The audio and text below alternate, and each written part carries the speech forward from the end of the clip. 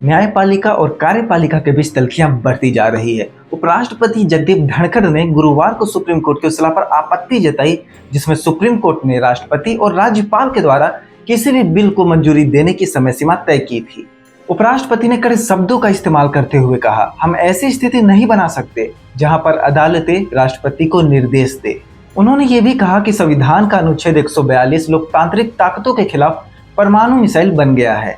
अब उपराष्ट्रपति महोदय ने ऐसा क्यों कहा, सुप्रीम कोर्ट पर वो क्यों नाराज हुए और अनुच्छेद 142 क्या है जिसे उपराष्ट्रपति ने परमाणु मिसाइल बताया है, इन सारे सवालों को जवाब जानते हैं इस वीडियो में। मामला शुरू हुआ तमिलनाडु से। तमिलनाडु के राज्यपाल आर.एन. रवि ने राज्य की विधानसभा से पारित हुए 12 विधेयकों को मंजूरी नहीं दी। कुछ को खुद के पास रोका, कुछ को राष्ट्रपति के पास भेज दिया और कुछ को खारिज कर दिया। राज्य सरकार पहुंच गई सुप्रीम कोर्ट में। अब सुप्रीम कोर्ट ने यहाँ पर ऐतिहासिक फैसला सुनाया। सुप्रीम कोर्ट ने कहा कि राज्यपाल अपने पास विधानसभा से आए हुए बिल पर 1 महीने के अंदर और राष्ट्रपति 3 महीने के अंदर मंजूरी दे। अब राज्य सरकार पहुंच गई सुप्रीम कोर्ट के पास। अब सुप्रीम कोर्ट ने यहाँ पर एक ऐतिहासिक फैसला सुनाया। सुप्रीम कोर्ट ने कहा कि अगर विधानसभा से कोई भी विधेयक पारित होकर राज्यपाल के पास आता है तो राज्यपाल को 1 महीने के अंदर और राष्ट्रपति को 3 महीने के अंदर उस पर फैसला करना होगा। सुप्रीम कोर्ट का यही फैसला है जिस पर उपराष्ट्रपति जगदीप धनखड़ भड़क गए। उन्होंने कहा कि हमने ऐसा लोकतंत्र नहीं चुना है जहां पर न्यायपालिका सुपर संसद बन जाए।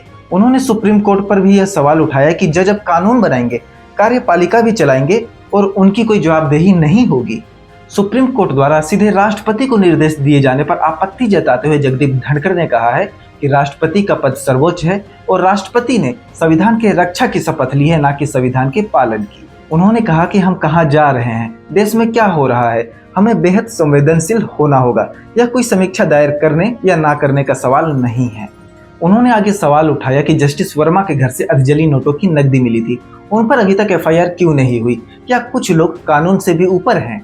चलिए अब जानते हैं अनुच्छेद 142 के बारे में, जिसे उपराष्ट्रपति ने न्यूक्लियर वेपन कहा है। दरअसल अनुच्छेद 142 की मदद से सुप्रीम कोर्ट पूर्ण न्याय के लिए कोई भी आदेश पारित कर सकती है।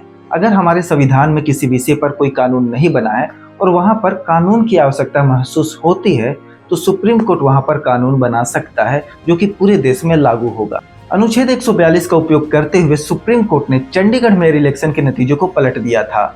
उस दौरान कोर्ट की 3 सदस्यीय बेंच ने अपने आदेश में कहा था कि संविधान के अनुच्छेद 142 के तहत कोर्ट अपने अधिकार क्षेत्र में पूर्ण न्याय करने के लिए प्रतिबद्ध है। साथ ही कोर्ट का काम यह सुनिश्चित करना भी है कि लोकतंत्र की प्रक्रिया को किसी भी तरह की धोखाधड़ी के जरिए बाधित ना किया जाए। इसके अलावा सुप्रीम कोर्ट ने 2019 में राम मंदिर और बाबरी मस्जिद के केस में भी इस अनुच्छेद का इस्तेमाल किया था।